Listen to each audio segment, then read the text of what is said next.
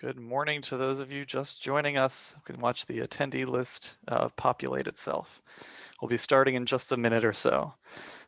This is the Semantics 3 Nominal Semantics Part 1 session. Good morning, everyone joining us. Happy Sunday morning, at least on California time.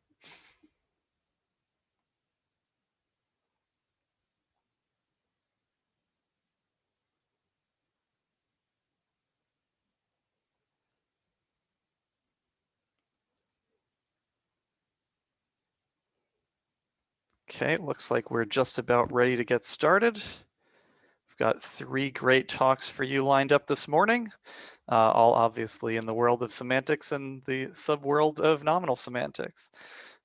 First up, we have Masha Esipova joining us from the University of Oslo, who will be talking about gender and TV on pronouns as form indexicals. The slides for the first talk, you can follow along on the video, but they're also, there's a link to them in the chat. So feel free to follow along or use them for reference at your own afterwards. Take it away, Masha. Yeah. Hi, everyone, and thanks for coming to my talk. I'll be talking today about how gender and TV features on pronouns have been traditionally analyzed in formal semantics and pragmatics, and why I believe this traditional approach is lacking in certain aspects. So projecting inferences are a very common topic in our field, and there are 2 questions that we usually ask about them. One is, why do certain pieces of meaning project in the first place? That is why they fail to interact with the semantic operators in whose syntactic scope they seem to appear. And this is known as the triggering problem, which historically has been less studied than the second problem, which is known as the projection problem, which is the question of how a given projecting inference is computed relative to a given local context. And within this traditional approach, people usually make the following assumptions. One assumption is that the specific form of the inference is typically taken as a given and is assumed to be irrelevant for our theories of projection. And the second assumption is that the various projecting inferences fall into several natural classes characterized by a range of properties uniformly, and in particular by a specific projection pattern. And traditionally, one of these natural classes is assumed to be presuppositions. Now, the standard approach is typically extended to 5 features on pronouns, including gender. So the standard story for gender is that grammatical gender on human referring pronouns is assumed to contribute projecting inferences about the reference gender, whatever that gender is. People furthermore assume a direct one-to-one mapping between grammatical gender and this nebulous category of real-life gender. So you will often see examples like one in the literature. If Skylar brings her dog, I will give you $10. Sentences like this are often assumed to give rise to an inference that Skylar is a woman or Skylar is female. And this inference is often analyzed as a lexically encoded presupposition and is assumed to project as such. Now, it has been known for a while that gender on pronouns doesn't in fact behave like other things that we also label as presuppositions in certain local contexts. So for example, in 3, we have 3 items that are often considered presupposition triggers, but their presuppositions are not satisfied globally. However, the counterfactual antecedent in each case creates a local context that does satisfy the presupposition of the target item. And this is enough to license that item. So for example, you can say, if Mia was in the library, Leah would be there too, without Mia actually being in the library. Now, the same is not true for gender. It has been claimed in the literature that if you know that Skylar is a woman, you cannot say, if Skylar was a man, I would buy him flowers. You have to say, I would buy her flowers. You have to use the form that matches the actual gender of the referent. Now, I make a similar observation for TV features on pronouns in languages that make this distinction, including Russian. Now, in case you don't know, in some languages, when you're talking to a single individual, you have a choice between using T forms, which are morphosyntactically singular and are considered more informal, roughly speaking, and V forms, which are morphosyntactically plural and are considered more formal. So if you're talking to someone with whom you normally use V forms, you cannot use a counterfactual antecedent to license T forms in the consequent. You cannot say something like, если бы мы с вами были на ты бы меня называла Аня. Ouch. No, you cannot do that. You have to say, если бы мы с вами были на ты, вы бы меня называли Аня. You still have to use V forms in the consequent. Now, because the gender inferences do not project like regular presuppositions, it has been proposed to treat them as so-called indexical presuppositions. That is, they should be linked to something in the context of utterance. Here's, for example, an entry for she under this view. So whatever the internal composition of this pronoun is, it ends up having a presupposition.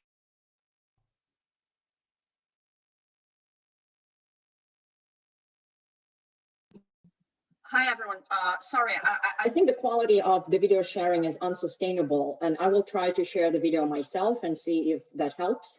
Okay, can people see the video? Yes, we can. How about now? Still works. Go for it. Okay. That is, they should be linked to something in the context of utterance. Here's, for example, an entry for she under this view. So whatever the internal composition of this pronoun is, it ends up having a presupposition that the referent of this pronoun is female in the world of the context of utterance C.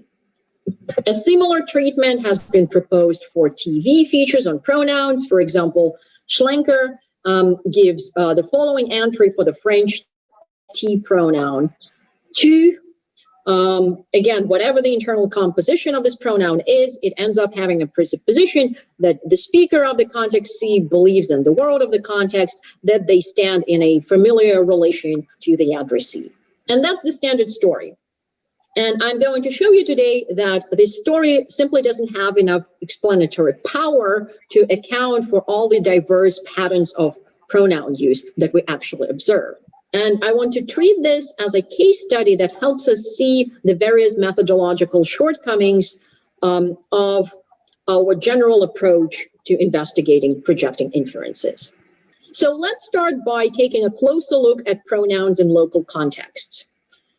Now, it isn't it true that in these counterfactual local contexts, the judgments are almost categorical. You have to use the actual form, not the counterfactual one. But what if you don't know what the actual form is? Now, it has been claimed in the literature for gender that if you don't know the reference gender, then you can just use the form supplied by the local context. So it has been claimed that in a context in which you don't know Skylar's gender, you can say, if Skylar is a man, I will buy him flowers. But the thing is, in this literature, they only consider two options in this case, him or her.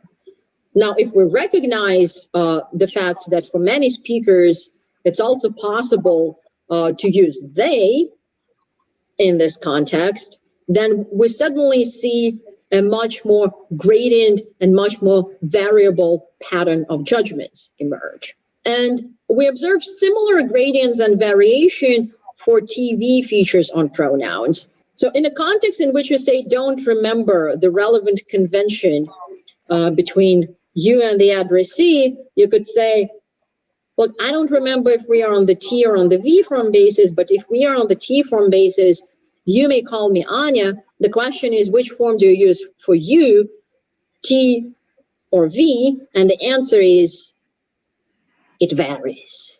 Now, I don't have any bona fide quantitative data for either gender or TV, and I think such data should be collected at some point in the future.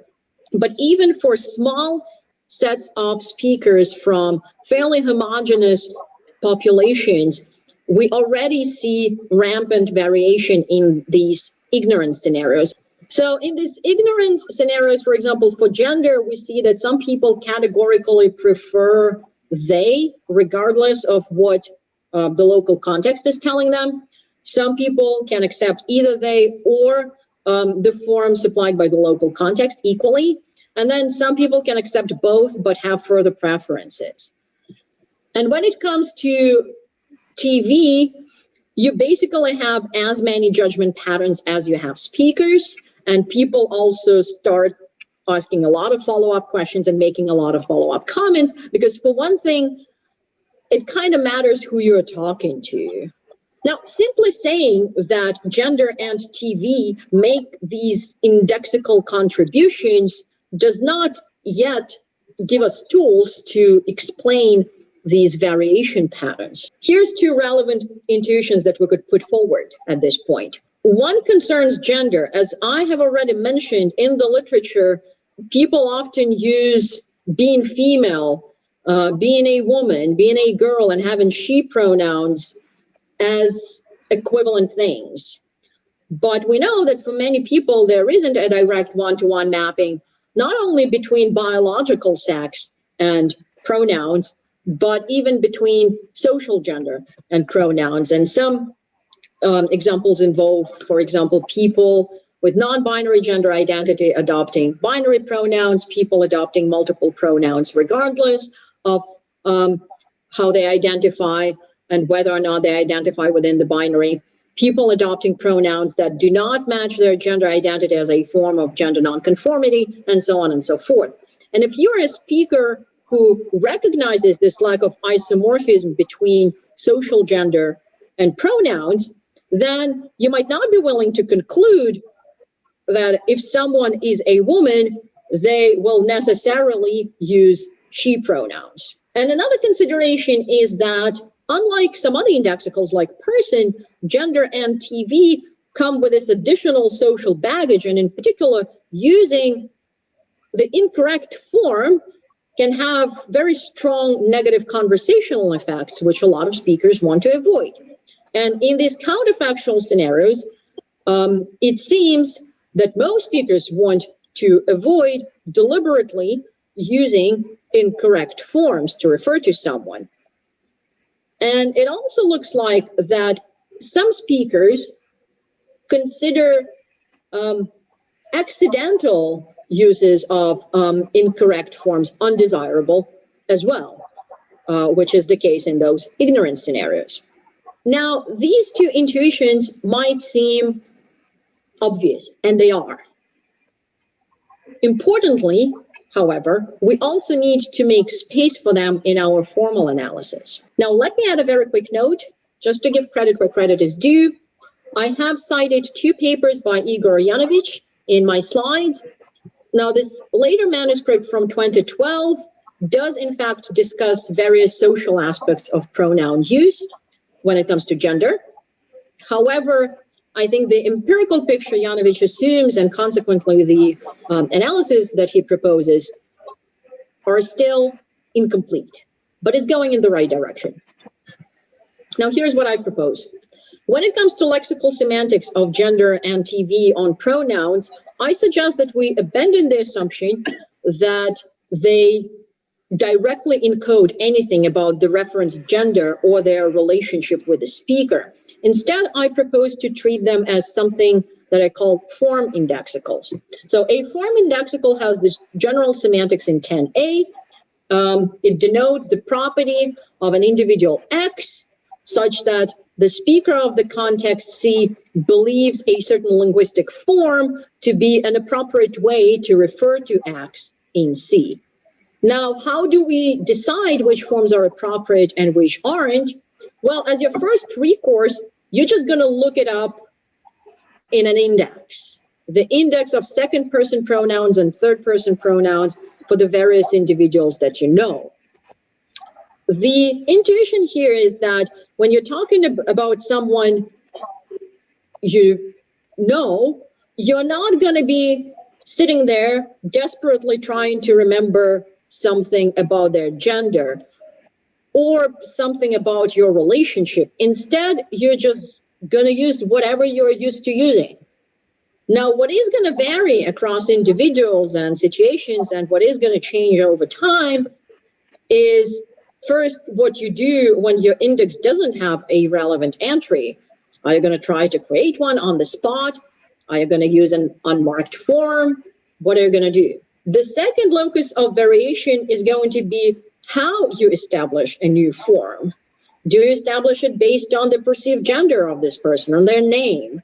For TV features, it might differ a lot depending on the situation and who you're talking to. Another thing that is going to be different across speakers is the inventory of forms and their relative markedness status.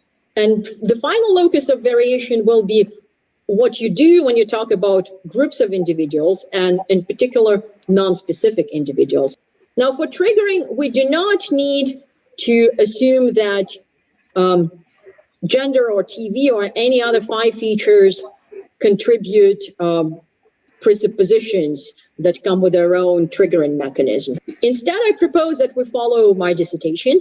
I'm not going to go into any substantial detail, but the general idea is that we treat pronouns as definite descriptions, and we treat any 5 features or other pronoun internal modifiers as modifiers compositionally, except this property that they modify is the property of being identical to the value of the index of the pronoun, which means that its extension is always a singleton set, which means that any modifiers that modify this property are going to be non-restricting. They simply cannot restrict this property any further.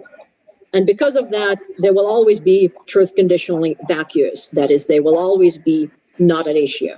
And in this respect, 5 features do fall into a natural class. It's just not a natural class of presuppositions. They behave just like any other descriptive content of any referential expressions. For example, if you say, the woman entered the room, what's at issue is whether the person you're talking about did in fact enter the room. What's not at issue, whether the person that you're talking about is in fact a woman. And this is in contrast to descriptive content of non-referential expressions, which is why we can ask questions like, are they he or is she? In which case, these pronouns he and she do not bear any indices, they're not referential, and they simply denote properties of basically having he pronouns versus she pronouns. Nor do we need presuppositions as a natural class to talk about projection patterns of gender and TV on pronouns. Instead, we should think of projection of gender and TV as this process of selecting a form that is appropriate in a given context, and this process is going to be affected by a variety of utterance internal and crucially utterance external factors, including the social cost of using the wrong form. And the same logic will apply to quantificational cases as well, except the reasoning will become slightly more complicated because now you have to reason about a group of individuals rather than just one. I do want to very briefly discuss one relevant example of gender in quantificational contexts. Not everyone, obviously, but some people have this pattern where they can use arbitrary gendered forms when they're talking about non-specific individuals in quantificational context without intending any universal inferences, but they cannot do the same thing when they're talking about a group of specific people. So they can say something like, if you make a friend, you should be kind to her, without intending for there to be an inference that if you make a friend, that friend will necessarily have she pronouns. However, if they say every friend of mine likes her job, now they do intend an inference that all their friends have she pronouns. Treating this issue as just an issue of projection patterns of presuppositions that are given to us by some presupposition God doesn't help us explain why people have this pattern. However, one relevant consideration here seems to be that in the first case, you're not at risk of accidentally misgendering anyone because you're not talking about anyone specific, which is not exactly the case in the second example. Now, this is not the only relevant consideration, but this consideration at least offers a direction for us to start explaining this pattern here. So here's my takeaway points for gender and TV on pronouns.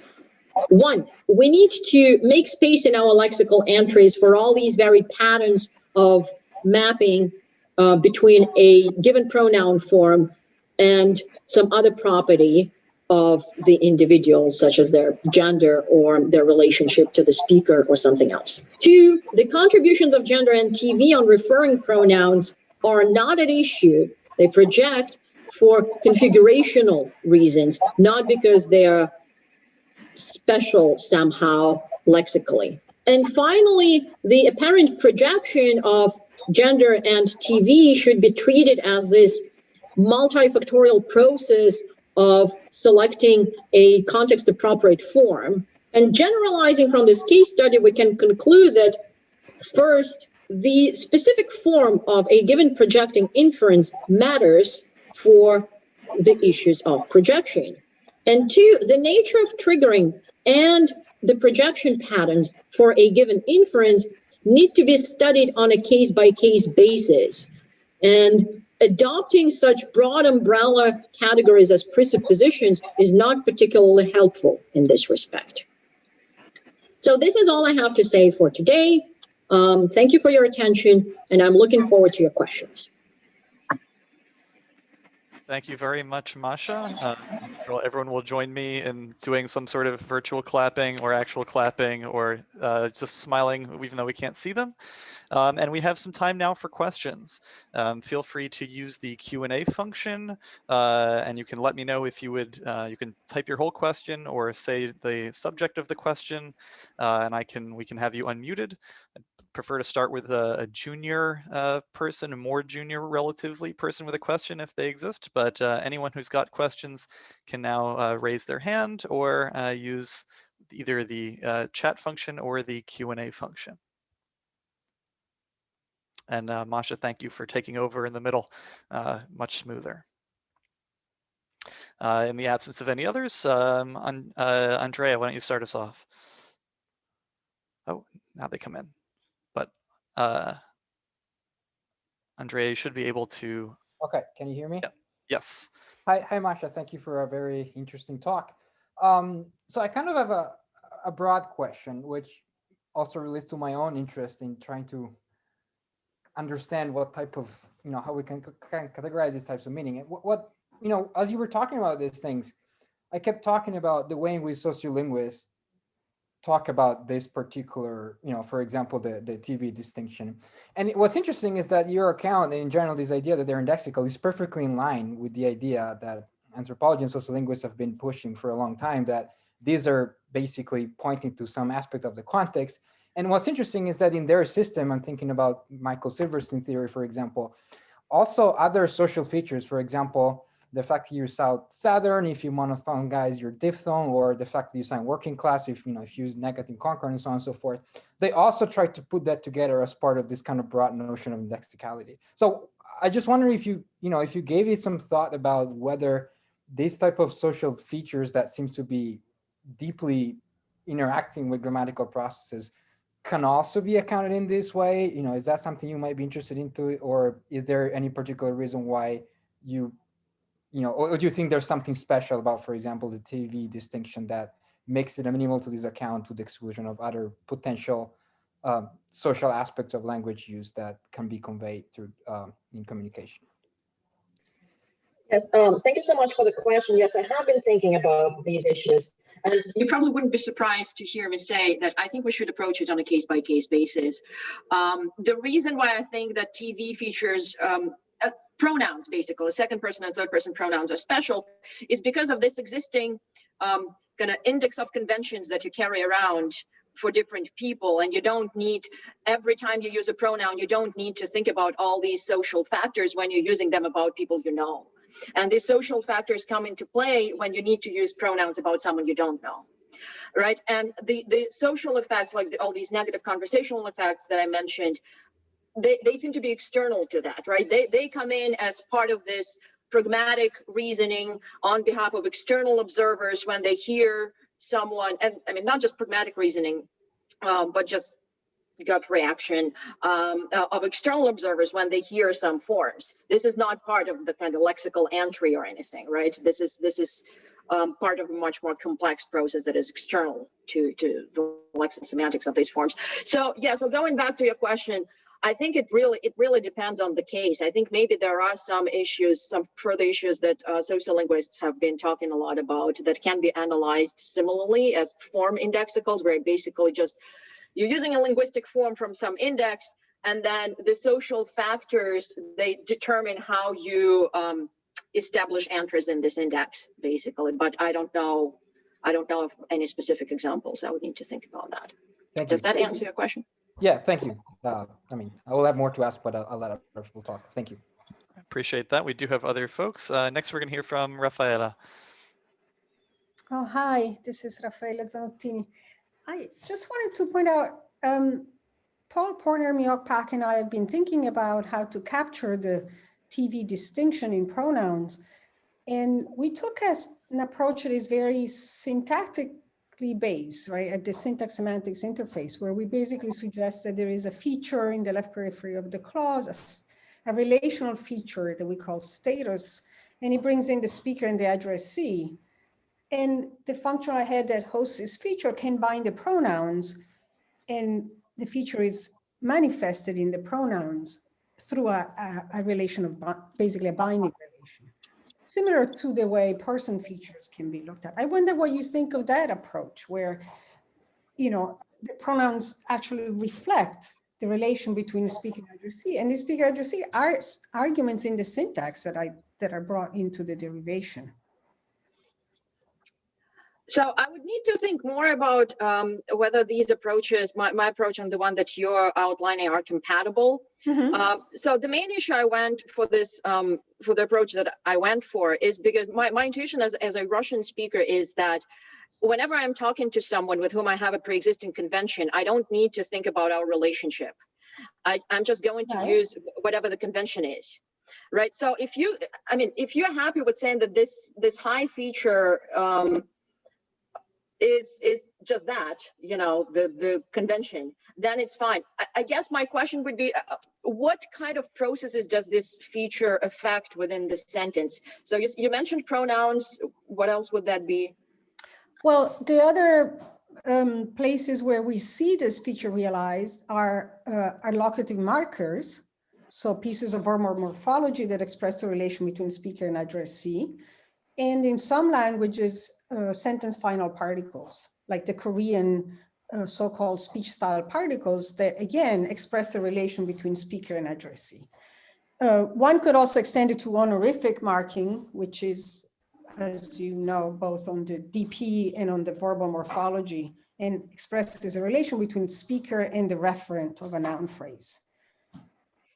Right. So this is something that I plan to be looking at in the future, because I don't really know what the empirical picture is, right? So, so for each of these cases, I would be asking the question: can you shift?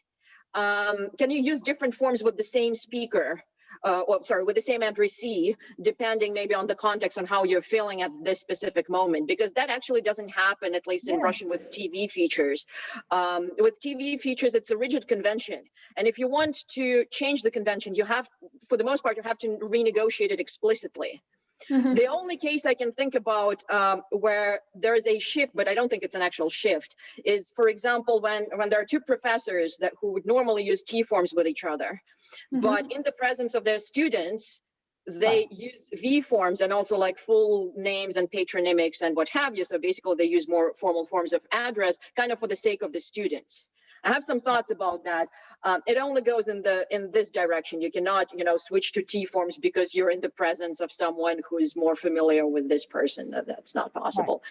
But for the most part, I think these conventions are very rigid and they don't shift just because you're in a more informal context for us, for our pronoun, for our TV distinction. So I think that there might be a typological distinction here, right? There are these rigid conventional forms, and then there are things that actually shift depending on the context, and I would analyze them differently.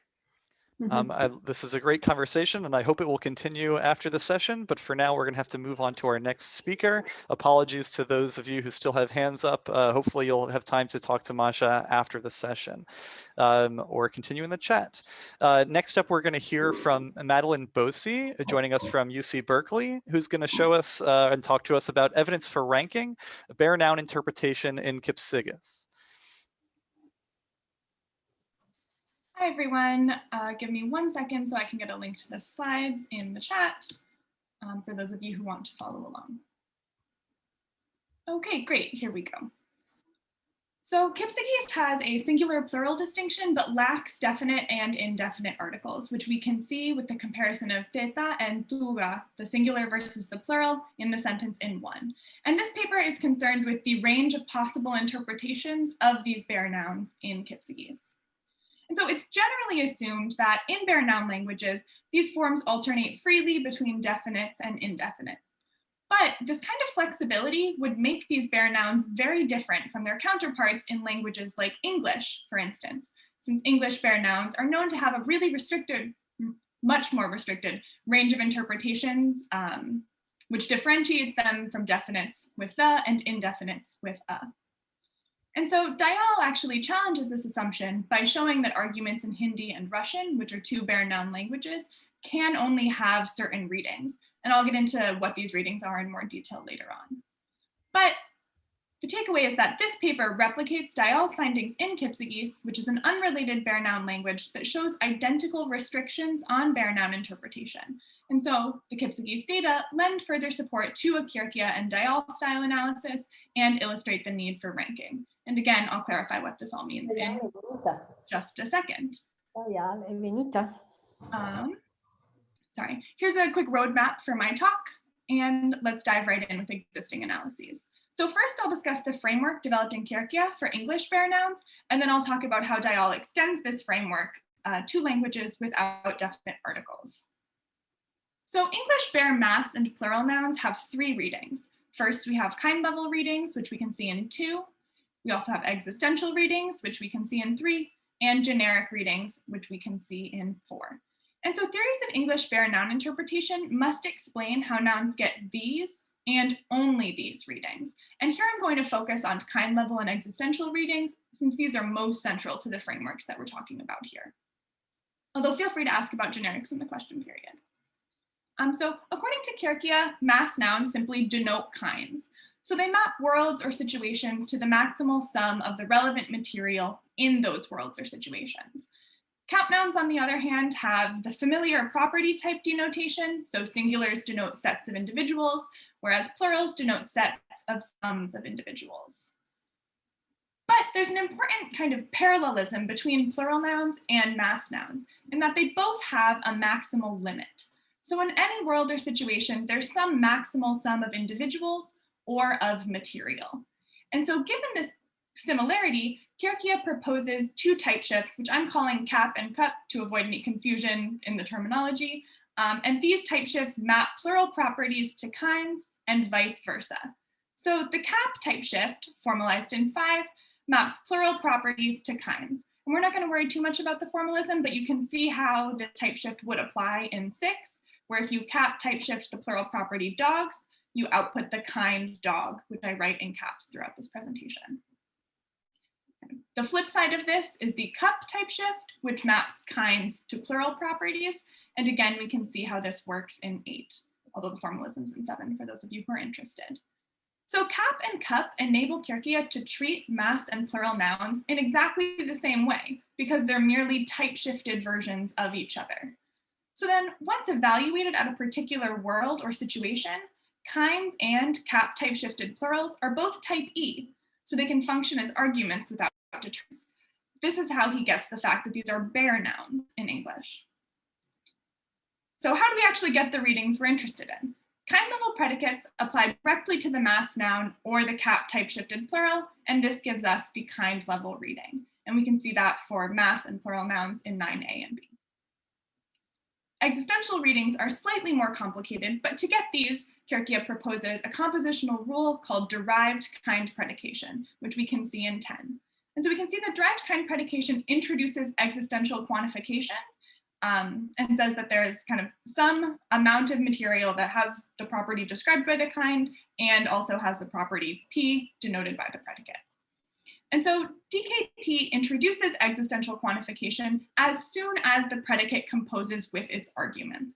And so this captures the fact that bare arguments, in English specifically, necessarily take narrow scope. And we can see this in 11 with negation. So if you say something like Amelia didn't see gold, that has to mean that it's not the case that Amelia saw anything you could describe as gold. It doesn't mean that she saw some gold, but there's also some other gold that she didn't see. And so now turning gears to singulars, unlike mass and plural nouns, bare singulars can't be arguments in English simply because the cap type shift is not defined for them. But cap isn't the only type shift available. We also have iota, which forms definite descriptions, and existential quantification. However, these shifts are ruled out for singulars for a different reason, specifically because the lexical determiners the and have exactly the same denotations as these type shifts. And this is formalized in the blocking principle, which basically says that if there's any type shift that does the exact same thing as a lexical determiner, you must use the lexical determiner. And so in this way, the existence of particular determiners in English plays a really important role in blocking bare noun interpretations. But when these lexical items are absent, which is the case in bare noun languages, Kierkegaard's system predicts that a wider range of interpretations should be available to them. And so building on Kierkegaard's work, Dial basically takes up this prediction and shows that it's true in part. So definite readings are much more widely available in bare noun languages, to bare nouns. However, they do show a restricted range of existential interpretations. And so these patterns are summarized in table 1, where we can see that definite readings in the B row are available to the 3 noun types we're interested in, but wide scope existential readings are ruled out across the board, and singulars cannot have narrow scope existential readings.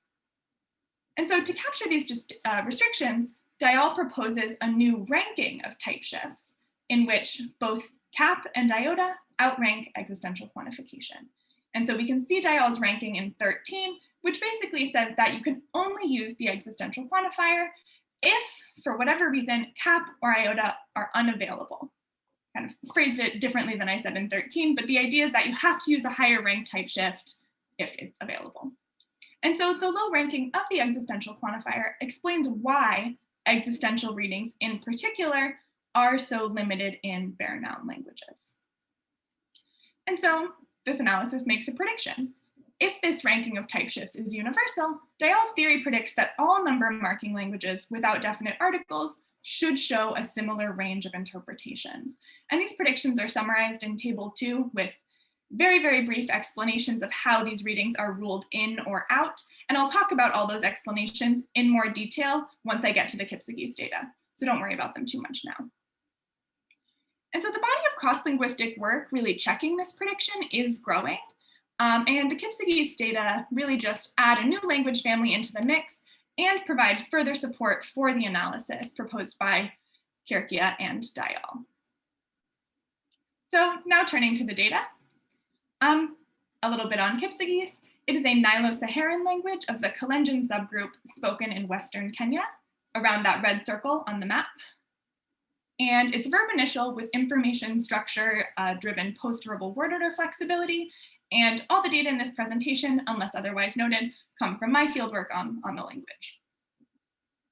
And so most Kipsigis nouns are actually morphologically complex themselves. They contain a root, which we can see here, followed by a thematic suffix or some kind of singulative plural suffix, followed by what's called a secondary suffix. So we can see there's a lot of internal morphology to give us kind of the form on the right here, which means mouth.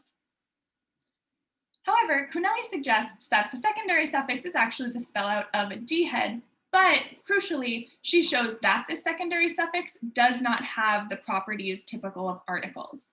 So a noun with a secondary suffix can be interpreted as a non-specific indefinite, a specific indefinite, or a definite noun. And we can see all of those readings in 16.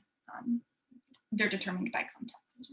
And so following Kuneli, I treat nouns with a secondary suffix as bare, even though they are morphologically complex, and I'm going to describe their interpretation in a lot more detail in what follows. So our first prediction was that kind level readings should be available to all bare nouns. Mass nouns denote kinds, bare plurals undergo the cap type shift, and bare singulars are a little bit more complicated, but basically they undergo the iota type shift followed by intentionalization. And spoiler alert, this prediction is upheld. So the general format of my examples are going to go, we're going to see all the different readings for mass nouns, then bare plurals, then bare singulars. In a lot of cases, I couldn't fit all the data on one slide, although I would have liked to. So we can see in 17, the mass noun chego, that can have a kind level reading. 18, we have the bare plural cheplongo, which means leopards. This can also have a kind level reading. And then here we have karit, clearly a borrowing, but still a singular count noun. And this too can have a kind level reading. And you might have noticed these aren't the most familiar kind level readings. You might have expected a predicate like common or rare or widespread. Unfortunately, I have found no such predicates in Kipsigis, so these are the clearest kind level readings I could find, although feel free to ask me more later. Now on to definite readings. The prediction here is that definite readings should be available for all bare nouns because there's no definite article in the language to block the iota type shift. Once again, this prediction is upheld. So in the examples in 20 through 22, we're going to see sentence pairs, where the first sentence, basically, you can think of it as the beginning of a very short, very boring story, which introduces the reference, and then the second sentence kind of picks up on those reference and making them definite in the second sentence.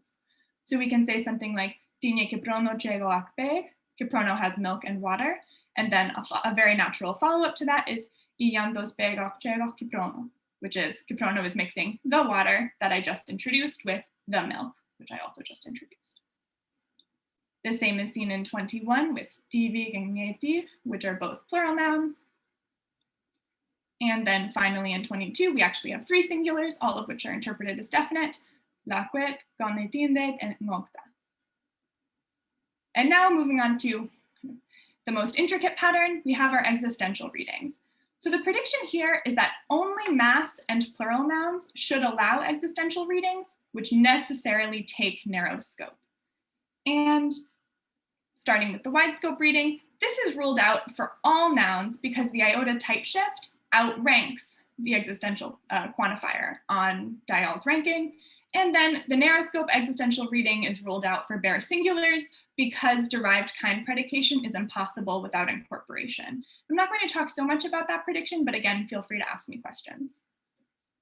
So good news, existential readings are possible for mass and plural nouns. So we see two examples with mass nouns in 23. You can ask the question, which means, did you spill milk on your shirt? Or if you see water spilling on the sidewalk, you can say, which means water is spilling. Likewise for bare plurals, kind of very basic existential context, these forms are very natural. However, this existential quantification must take narrow scope.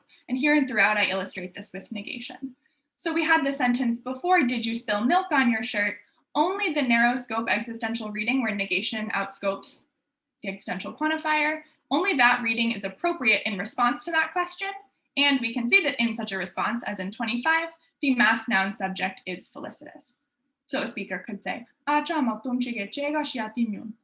no, milk didn't spill on my shirt. It wouldn't make sense to respond to that question with kind of the opposite scope where some milk spilled on your shirt, but there's also some milk that didn't spill on your shirt. That would not make sense.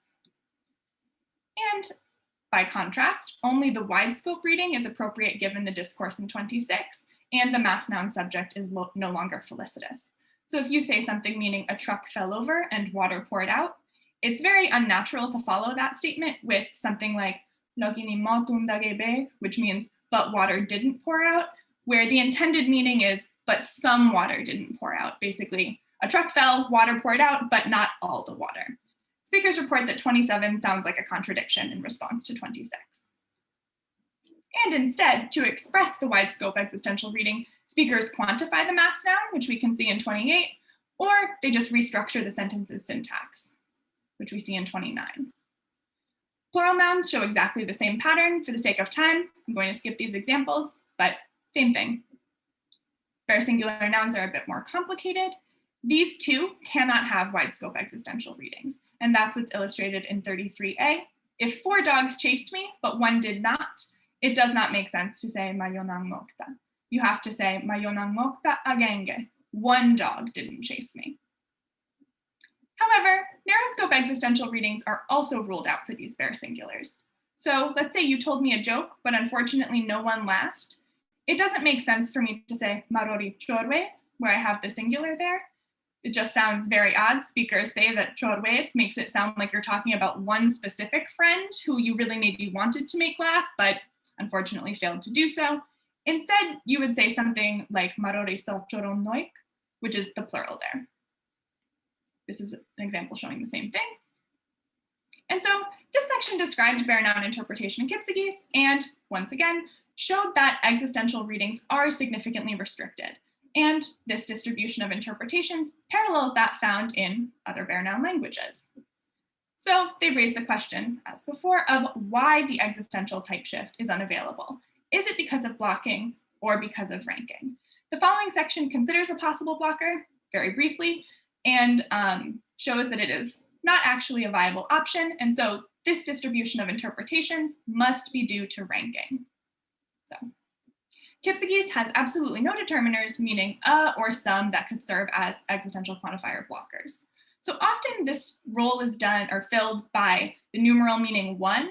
However, in Kipsigis, this is not the case. Agenge occurs very infrequently in natural speech and doesn't seem to behave like a general indefinite. However, many singular nouns can take a different secondary suffix, yon, which speakers often translate as some n. So we can see that in 36 and 37.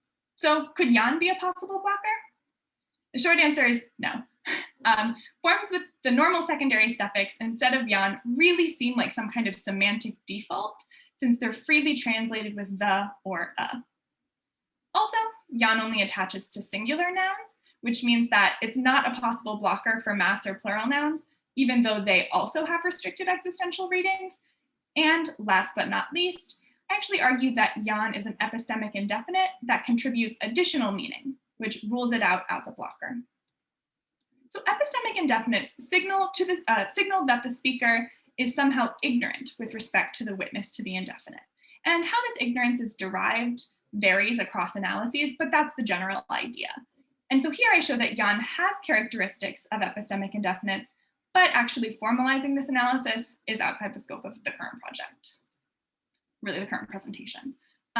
Forms with yon are natural when followed by an explicit statement of speaker ignorance. So here and throughout, we're going to be imagining kind of a hide and seek context where Kiprono and I believe it's Cherop are playing hide and seek, and they're trying to figure out where the other is. And so you can say, Mi Kiprono rumian engoy, lagini mongin koreainon, which means Kiprono is in some room in this house, but I don't know which. So these kinds of sentences are very natural, and speakers say, yeah, that's exactly where you would use it. You would use rumian when you don't know which room. And so this reinforceability suggests that the ignorance component arises as some kind of conversational implicature. It's unnatural to respond to a statement containing a form with yon with a question about the noun's referent. So in the exchange in 39, I known as a very strange question Or if someone does ask it, they have to be expecting the response, I don't know, I just told you that I didn't know, by saying rumyan. That's a bit of a paraphrase, but still. Forms with yan are infelicitous when the speaker knows the noun's specific referent, which is the case in the context in 40a, where cherop cheated, and they are felicitous in free choice and anti-singleton contexts. So in 40b, we see a free choice context where any room in the house is a possible witness to the indefinite, or we see 40c where we know it's not a particular room, but any other room is fair game. And so that's an anti-singleton context because it's not that every room in the domain is possible, but it's more than one. And so epistemic indefinites are often modeled as domain wideners, although the extent to which the domain is widened varies for different epistemic indefinites and on different analyses. And they can also be modeled choice functionally, as is the case for a class of indefinites in Tiwa as analyzed by Dawson. And these indefinites signal that the speaker is ignorant about any salient property of the witness. I'm not going to get into the formalization of these yan indefinites here. Feel free to ask me more, but I have some thoughts and would be happy to share them with you. Really, the main takeaways here are that forms with yan are feasibly analyzed as epistemic indefinites, which contribute meaning beyond the existential quantifier. Therefore, they cannot be blockers. And the really big takeaway is that restrictions on bare noun interpretation in Kipsigis must then be due to a Dial style ranking. And I won't repeat what I just said. Thank you for listening, and I look forward to hearing your questions. Great, let's all thank the speaker through whatever ways we have available to us. And we can get started on questions. Feel free to use either the raise hand function or the Q&A function if you have any questions for Madeline.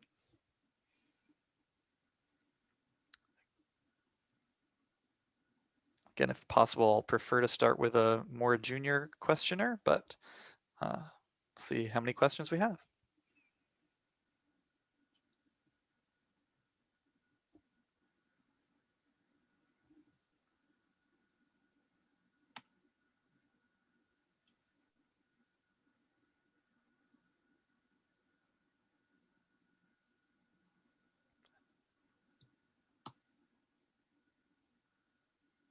Don't be shy. Any questions are fair game.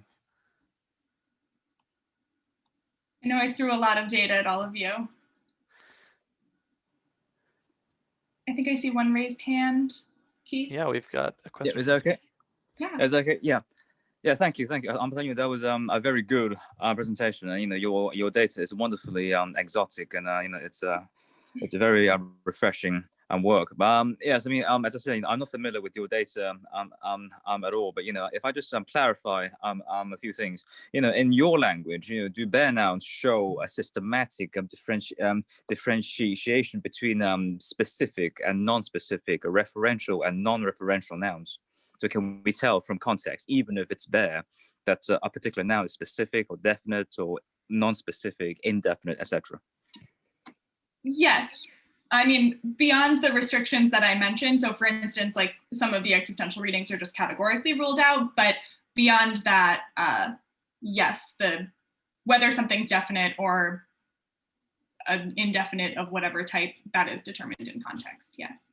Yeah, so even in the absence of a morphological marker, in the derivation of bare nouns in your particular language, would you still assume a D projection above N? Because as long as I haven't read the paper by DR, but my impression of Kierkegaard's work is that he seems to suggests that he differs from Longobardi in that he says that even if there's a D projection above N, N to D movement isn't always guaranteed. So how would you derive your bare nouns, whether it's specific or non-specific, referential or non-referential, within the formal framework? Would you posit an N to D movement or agreement? Yeah, I've been thinking about this a bit. I mean, so I do believe that there is a D projection there, even though I'm calling these nouns bare nouns, and that is actually following work by Maria Cunelli, so not my original idea there. But that's what she kind of assumes is, she assumes that the secondary suffix is a spell out of a D head. So I don't have any, honestly, great thoughts on whether or not I think there's N to D movement, at least from a syntactic perspective. I mean, if the secondary suffix is a spell out of the D head, somehow it has to attach to the noun root. So whether that's done via movement or just some magic in the morphology, for lack of a better word, I don't have a great answer for that now, but TLDR, yes, I do think there's a D head for all of these nouns, regardless of interpretation. Sure, thank you very much. Thank you. I'll say that we should probably all be careful not to exoticize languages. We know all natural languages are equally regular and worthy of study. We do have another question in the chat from Sophia. Hi, Sophia Malam with Brandeis University. I am wondering if you can tell us a little bit more about the epistemic indefinites, which you intriguingly mentioned a formal analysis, and then so if you have, and yeah. Yeah, I do. Thank you for asking. I wish I had had more time to talk about those, and that is partly on me. But basically, I don't think they can be analyzed as free choice indefinites because of, let me see if I can get back to, because of the felicity in contexts like 40C, where, you know, it can't be the kitchen, but it can be anywhere else. So I think that analysis is off the table, but then kind of disentangling whether I should do a kind of Alonso Valle Menendez Benito type analysis, where it's basically an anti-singleton requirement on the domain, or if I follow the work by Dawson and try to think about them as free choice, choice functional things. I'm a little torn between the two because, basically in a lot of ways, they look just like Spanish Algun and seem like they should have that kind of anti-singleton analysis. But there's this very puzzling thing where you can seemingly use these forms with the singleton extension. So in 43, we have a sentence that would literally translate to Linus bought some most expensive black car at the auction, where because we're working with a superlative here, it's the most expensive black car, but you can still use the form Carillan, and it indicates that there's some other property about the car you don't know. For instance, you don't know the make or model. I'm wondering if they might be similar to the Russian to indefinites, which actually Yanovich analyzes in some of his work. I will definitely check that out. I don't know that much about those forms. Thank you. Yeah, I don't remember. I can't give you the reference off the top of my head, but it's Igor Yanovich, who was mentioned by Masha in the previous talk. No problem. I'll do some digging. Thank you. Sure. We've got another question in the Q&A. Ruth, would you like to read it yourself, or if not, I can read it for you. I can read it myself. Can you hear me? Yes, we can. Okay, great. I was just wondering about this singulative suffix that I think Maria Quinelli has proposed that has a very similar form to the epistemic indefinite. It's Jan with a long A. And I was just wondering if that's related at all to this epistemic indefinite that only attaches to singular nouns. Yeah, so I've talked to Maria a little bit about this, and we're both puzzled because I want it to be related to the singulative suffix because it looks so similar, but where it shows up in the noun isn't the same as where you'd expect to see the singulative suffix. So you can see, just in the example in 43, we have this thematic vowel, which goes in the same spot as the singulative suffix, and then Jan stacks on top of it. And so it has a different kind of distribution within the word, but again, the phonological similarity makes it seem like maybe these are two instances of the same thing, but also the meaning, the kind of some and, but I don't know which, that is not traditionally associated with the singulative.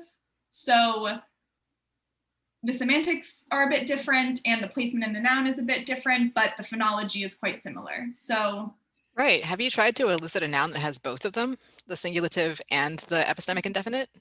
I haven't, but that's a great idea. It's a little tricky because not all noun forms can take this like epistemic indefinite suffix. Some are more common than others, but I will try that. That's a great idea. Thank you. Thank you.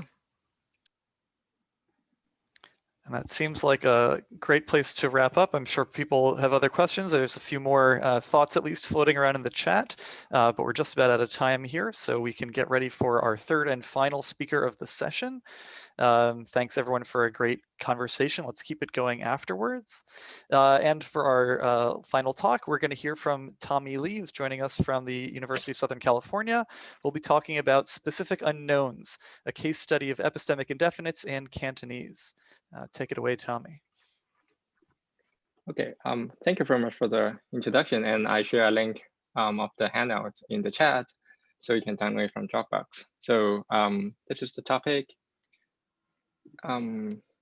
Okay, so this talk concerns like how languages bundle two meanings, so an existential claim and an ignorance inference in the nominal expressions. So to see one example in Spanish, in one, the sentence says Maria married a linguistic student, namely Pedro. So this sentence is infelicitous in Spanish because of the use of algún in the sentence, which is in bold. So, and it is not compatible with the continuation involving namely. So this signals with the use of algún, then the speaker also at the same time signal an ignorance inference. And this is different from English are or some given in two. So indefinites that come with the speaker's ignorance over the weakness of the definites are regarded as epistemic indefinites, just as we just have discussed. So this is the background. So, and we also see that across languages, the ignorance component is encoded by different morphosyntactic means. So commonly, they involve like articles or determiners if there's one in that language. Or alternatively, it is also very common to have like direct expressions combined with some sort of particle. So in Japanese, the question particle, and TR is something different. And the ignorance components, it plays non-uniform properties. So there are many different categorizations have been proposed for these ignorance components. So broadly, they can be one of the two families like listed in 1 and 2. So either it is a conversational implicature or it is a result of a felicity condition or presupposition, which is obviously the non-Gaussian approaches. And there are also like subtypes of these families. So I am not going into the details, but like there are many, many different very precise proposals like in the discussion of epistemic indefinites, and they talk about different languages. And this is something from the different two families. So I can come back to that if you are interested. And this talk is a case study on epistemic indefinites in Cantonese. So which, as I claim, represent a novel type of epistemic indefinites in terms of two ways. So the first one is the morphological structure is slightly different. It involves the and a WH expressions. So literally it's like not no WH, which sounds very straightforward because you got the predicate and you get the negation. And at the same time, the properties of the ignorance component is slightly different because like it cannot be canceled or it survives intentional operators.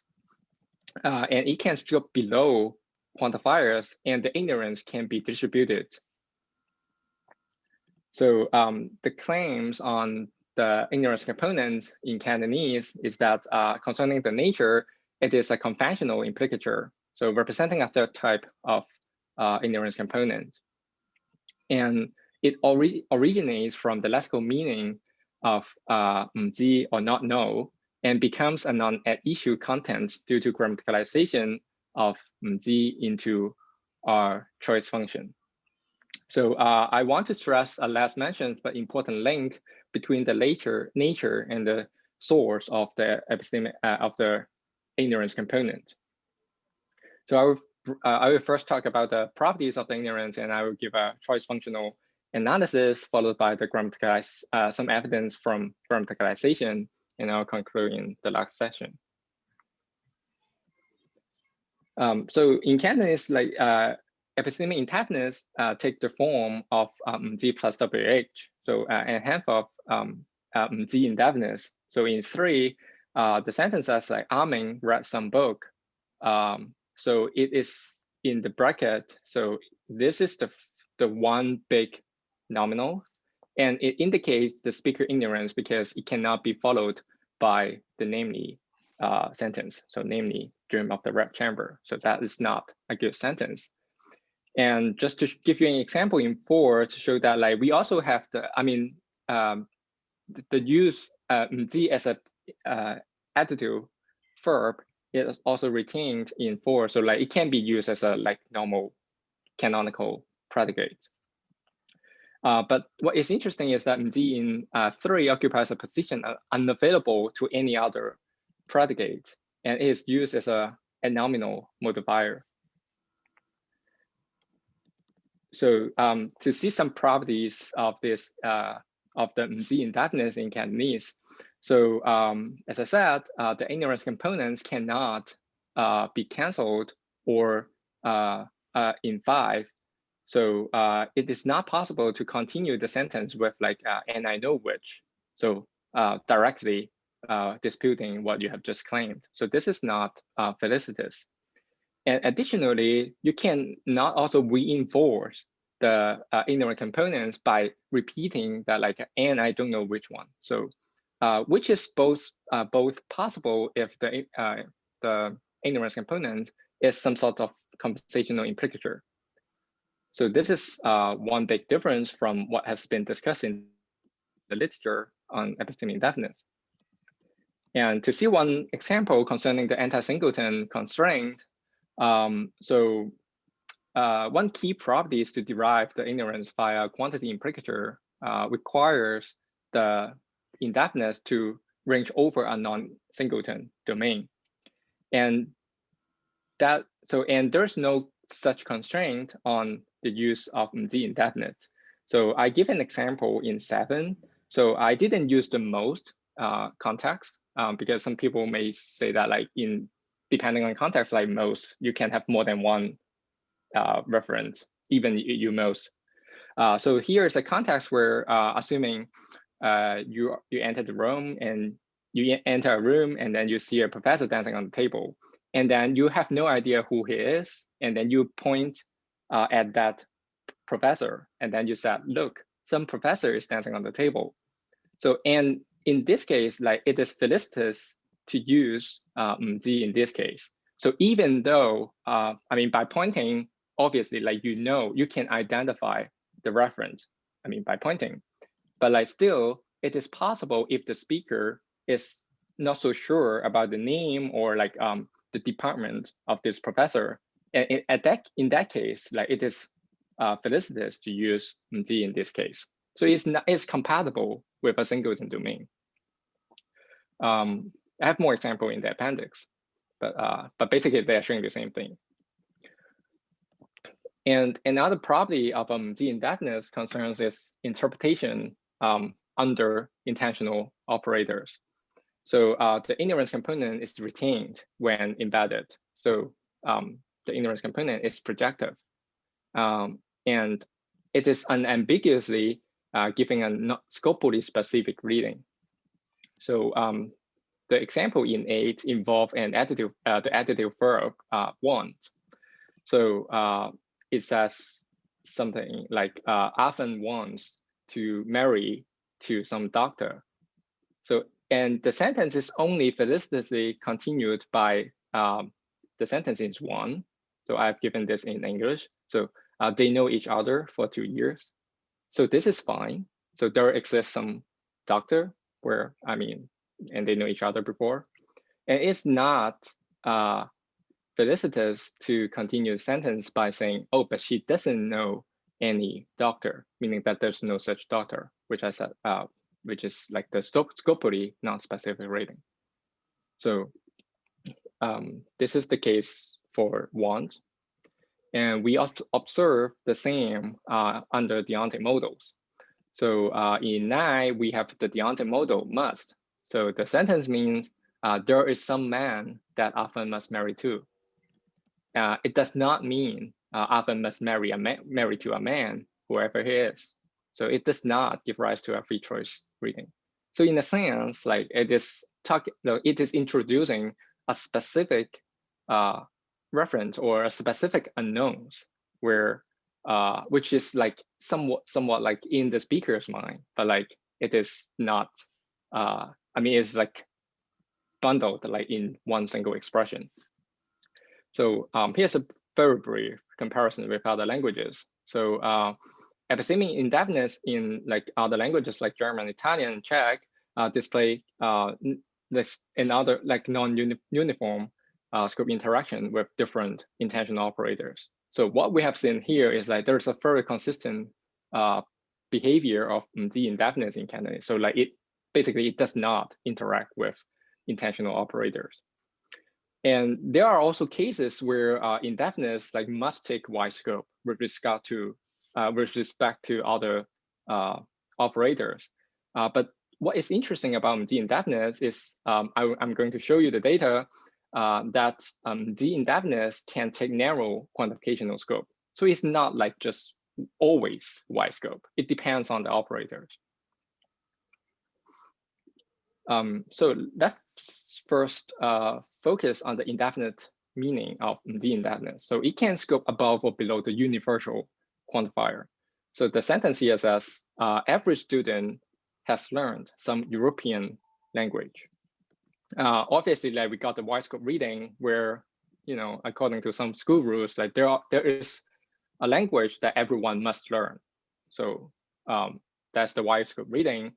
And interestingly, like there is also a narrow scope reading where you know, students can choose their own language to learn, and every student. So I mean, I think we just like written here. So for each student X, like there's this language Y such that like X learned Y.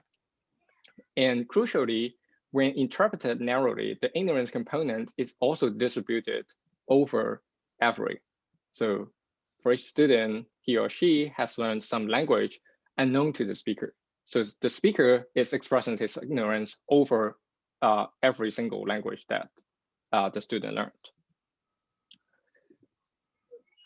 Just to give another more salient reading an example showing a more salient narrow scope reading in 11. So here we have the sentence, every famous song in the 80s is rearranged from some Japanese song. So, and under normal pragmatic assumption, we do not expect to see like there's one single Japanese song that like which is arranged into like many different songs. So the most natural assumption is that like there are different Japanese songs and then which correspond to different famous songs in the 80s. So the narrow scope reading is given here, and it says like for each famous songs in the 80s, it is rearranged from some Japanese song unknown to the speaker.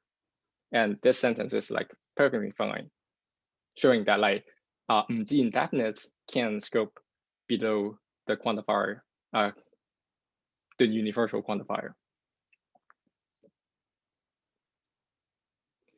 And this also contrasts with the Japanese ka, or the double H ka expression, whose ignorance component disappears when interpreted narrowly. So in Japanese, we have a sentence here, every professor is dancing with some student. And the reported judgment or the reported data is that like this sentence can be felicitously continued by a follow-up question by the hearer asking who is dancing with who. So in that case, the speaker, so it is possible for the hearer to assume that the speaker with the use of ka is knowledgeable on this topic, on like which student, like the pair between professor and student. So this is like a very interesting contrast between Japanese, even though they have a very similar form. I mean, double expression. So taking start, I have the summary here. It cannot be canceled. It can or reinforced. It cannot be embedded intentional operators. I mean the ignorance component. So it's projective. It can strip narrowly, and it can be distributed. So the overview of the proposal is that like I'm treating this ignorance component as a conventional implicature, and the lexical semantics of Z is involve a choice function that comes with this non-at-issue content or come with this implicature. So just to motivate conventional implicature approach, so I adopt a definition given in 15. So basically, it involves like a lexical item or a construction. So in this case, it's the lexical item Z, and P is entailed by S. I mean, P is the meaning, the ignorance inference. So which is the case because it cannot be canceled or reinforced. So I have so concerning the last point. So P's true or falsity has no effect on the issue content of S. So observe that like the hearer can follow up by agreeing on the issue existential claim while disputing the ignorant component in 14. So this is the familiar sentence we have seen before. I'm a recent book, and it is possible for this hearer to say that yes, agreeing with the existential claim, like he did read a book, but is that he can continue to dispute the ignorance component by saying that, oh, but you probably know which book it is. So there are like two levels of like meaning. So they can talk about those different levels. And it is not a felicitous follow-up to the sentence in 15, where like we use Z as a adjective verb. So that sounds like very contradictory because like you first say yes, but you go on and say no. So that sounds contradictory. So I will skip this. Like I just motivating a choice function analysis by showing that there's a wide scope reading, exceptional wide scope reading of the indefinite, which can take scope from within an island. So the implementation is very straightforward. So I assume a multidimensional semantics of Z. So we have the issue content saying that Z is a choice function. And this choice function comes with a conventional implicature, which basically is the lexical meaning of Z. So the speaker does not know the reference chosen by the choice function. So to illustrate the narrow scope reading in 18, I have a very detailed, but like not very complicated implementation here. So I assume the structure here is something like this. Z is the modifier, and then it takes a double expression as its argument, and it will choose like one of the European languages from the set. And the meaning of 18A, I mean the narrow scope reading, will be in two dimensions. So the first one is like the issue content, which is basically the existential reading, narrow scope reading. So for each student, there is like one particular European language that he or she learned. And the speaker does not know this reference chosen by F. And since the ignorance component is associated with the choice function, it is distributed like all together.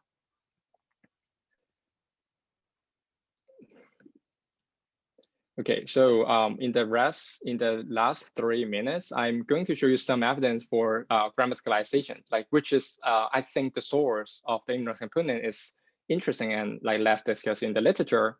So, and it's not, I mean, it looks very straightforward because like what I'm going to say is that like the negated adjective verb, Z grammaticalized syntactically as a nominal modifier and semantically a choice function. And instead of contributing to the issue content, its lexical meaning is carried over to the choice function, which then denotes a specific type of choice function. So, and because Z has a different origin compared to other epistemic indefinites, it is not surprising that like it has a different empirical profile. Here is the grammaticalization path that I want to show you because I think this is quite interesting. So in 21, we have the adjective, Z is used as an adjective verb. That's fine. And we have also seen an example in 23 where Russian book, which is where mzi is used as a nominal modifier. And actually, there's an intermediate step which is still exists. So all three usages are possible in Cantonese. I mean, in nowadays Cantonese. So with the use, so in 22, the surface subject amen is not the attitude holder. So it's not semantically related to mzi. So as you see in the translation, the attitude holder is not expressed in the sentence. So it seems that like mzi in this case is used as a raising verb, like dropping the external argument. To give you a summary here, there are three usage of mzi, and the adjective verbs, we see the adjective holder. In the other two cases, we can't. And it's interesting to look at the complement. So the first two, they take crosses, but the third one, I don't know, like it's like wider or narrower, but like it takes a slightly different, but like they take like all sorts of double expressions. And the ignorance is different. So some are, I mean, they are issue content. I mean, we can apply the same test to see whether you can say yes, but. And we have seen that in the third usage, the ignorance is not an issue. How many minutes? Okay, so I will just very quick go through this. So I also looked up the corpus data. So I find like in two corpus, one in the 19th century and the other in, I mean, collecting data in 19th century and the one in 20th century. So you can see a very easy, I mean, very clear pattern where compared to two, the usage of three seems to emerge relatively recently. And the usage of two is more frequent than three, or like you see the pattern. So it becomes, so like this is the newer, I mean, the third one is the newer usage and is less frequent than any other usage. So, and last sentence. So it is actually not very uncommon to see that to see an double expressions to develop into an indefinite by fusing with other predicates. So we have some examples in which I copied from Hasma's book in different languages. So the indefinite may have as the etymology of the indefinite may involve the predicates in the morphology.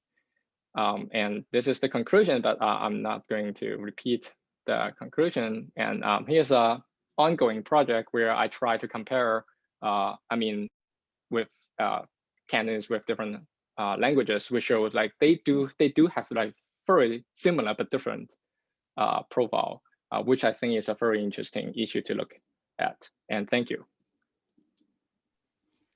Great, thank you so much. Let's all thank the speaker, even if we can't all be seen by the speaker or heard.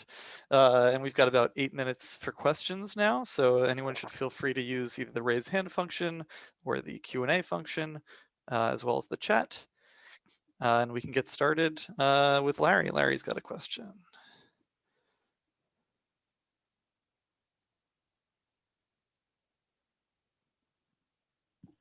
Sorry, I had to unmute myself.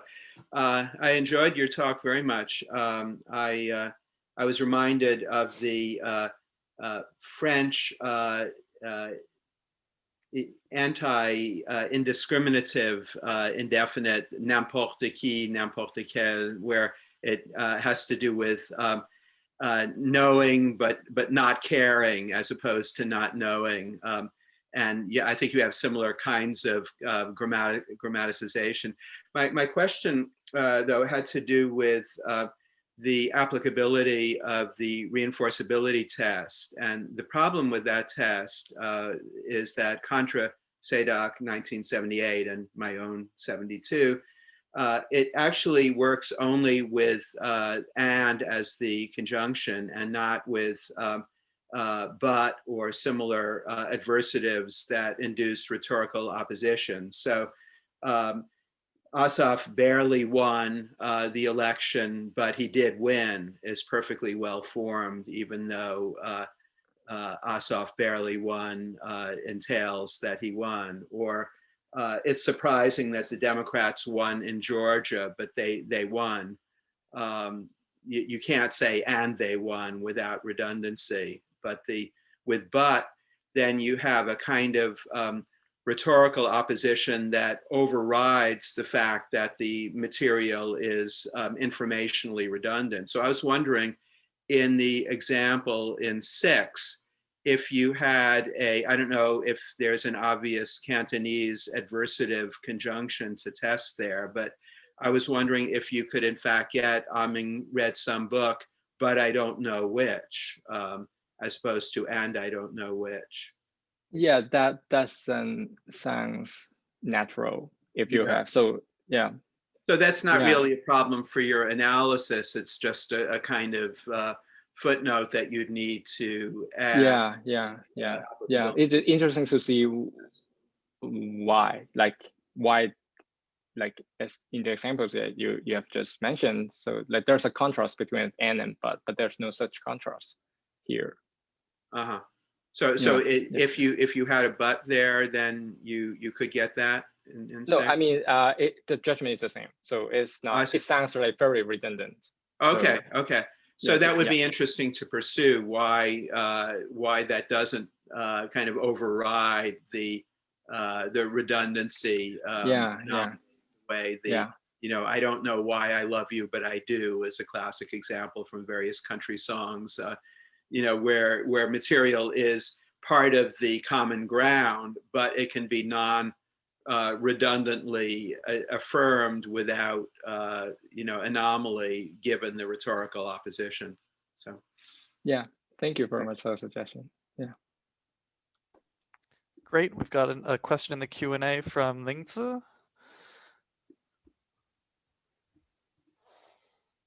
Hi, yes. So yeah, thanks. I just wonder what you could say about the scope properties of the raising verb usage of C, because you were showing that the epistemic indefinite usage has variable scope with respect to a number of embedding environments. So it'll be interesting to see what the earlier stage, as you said, of the grammaticalization,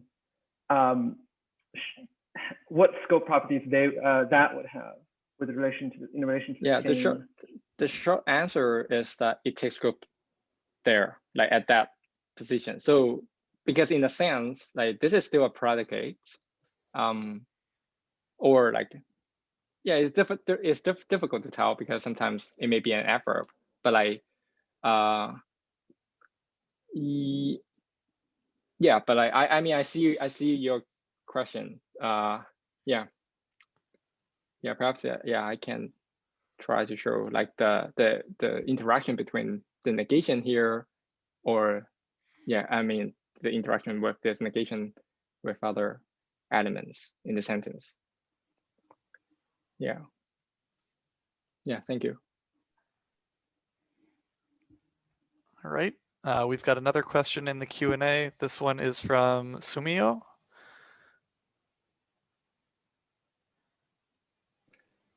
Okay, hi, I'm Sumio Nishiguchi. Are you sure about Japanese that there's no reading with distributed ignorance reading? Because I come up with an example. みんなが本を何か読んだ where everyone read some whatever book. Yeah. So sure you don't know. You are ignorant that which book everyone read, and the books are different from each other. Right. So I think I'm very sure like this is what is claiming the literature, and I also think that they claim that like the ignorance component is not necessary. So wait, sorry, let me do this again. So it is possible. So in your sentence or in the sentence here, for the speaker of like 12 to imply that he does not know the book or the student. So it is possible, but like it is not a must. So it is also possible with under a context where the speaker actually knows the book or the students. So and this ignorance component is thus not like obligatory with the use of ka in the sentence, which is different from the one in Cantonese. I see. Well, I have to think about it. Thank you. Yeah, yeah. But I think like, yeah, it is possible to express the ignorance component with car. I mean, in this context.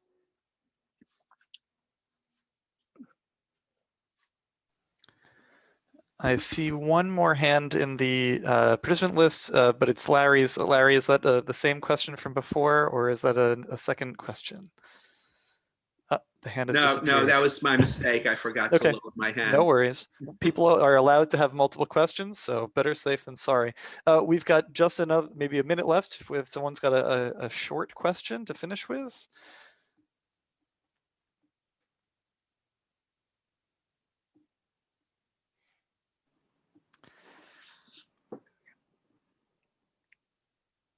Sorry, can I ask a question? Yes, sure. Go for it. Yeah, Tommy, thank you very much. You know, we both speak Cantonese, so this was very heartwarming for both of us. Yeah. In fact, this Z thing, as you know, I think across linguistically, I think it's actually quite common to use, you know, not knowing or not know something as a marker of indefinite or irrealist nouns. So I think the across linguistic angle is definitely worth pursuing. As you know, I think one of the questions was on French. You know, je ne sais quoi, etc.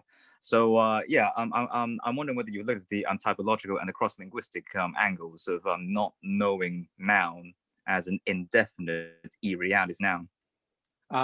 This is like all the data I got from the literature. I mean, I didn't look more beyond this, but I think that's a definitely like interesting path to look into, tracing some possible the source of the formation of the indefinite.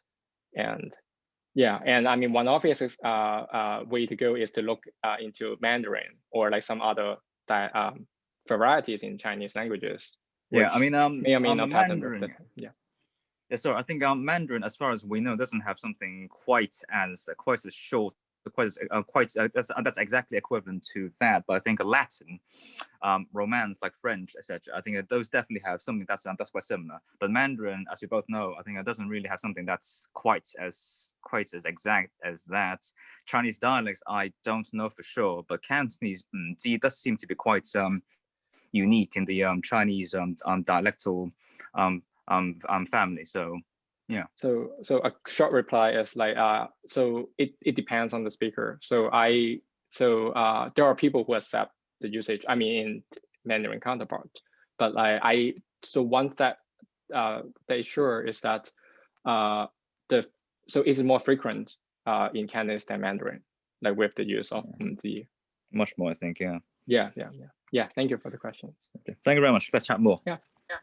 Well, thanks to all of our questioners. I'm sure we'll have a vigorous conversation continuing after the session and beyond. Please join me in thanking all three of our wonderful presenters. And thanks as well to the facilitators making this happen. For those of you who want to continue learning more about nominal semantics in particular, part 2 of the nominal semantics session will take place in just under a half an hour, starting at 11, also in room 3, 2 more talks on that topic. Beyond that ends the session. Have a great rest of the conference. Thanks, everyone. Thank you.